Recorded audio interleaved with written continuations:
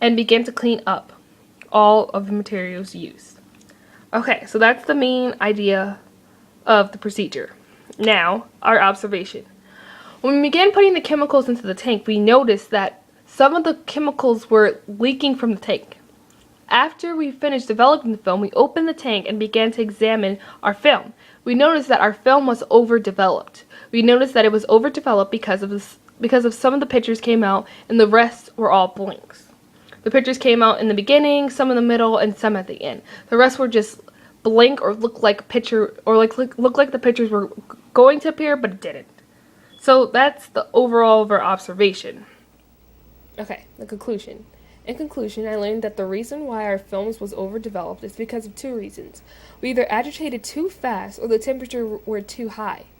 Another reason why our film was overdeveloped is because when we were agitating the film, the chemicals must have got stuck in the reel, causing the pictures to be overdeveloped. The whole purpose of doing this lab and learning about photography was to show how photography links back to chemistry.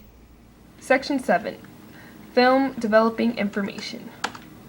Okay, so developer contains water, metalloy, sodium sulfite, hydroquinone, borax, and cold water, or water.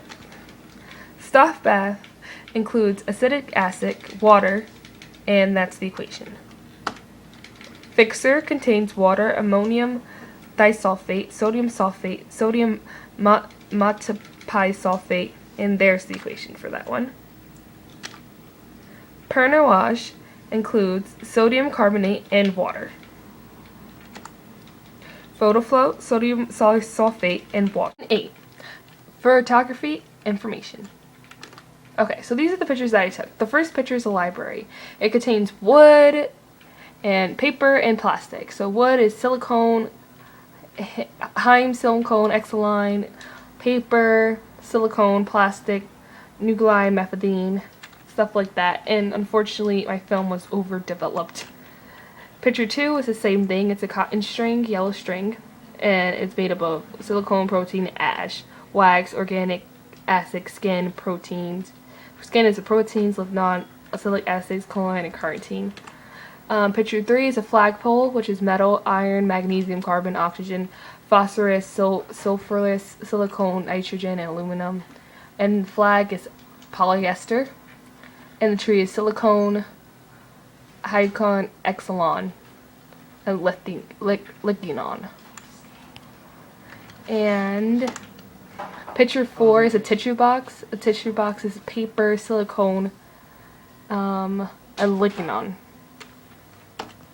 Picture 5 is a flower and vase, which is so its vase is glass, so it's silicone dioxide, sodium carbonate, potassium carbonate, and calcium carbonate. Plastic, organic compounds, methadone, water, H2O. Flour is fatty acid, cellulose, flavanols. Wooden floors is silicone, wood, so the basic components of wood. And picture 6 is locker. So the locker is made of books, so paper, books, and metal. So iron, magnesium, carbon, oxygen, phosphorus, sulfate, and silicone. And all my films are overdeveloped, as I explained in my lab report. And that's my pictures.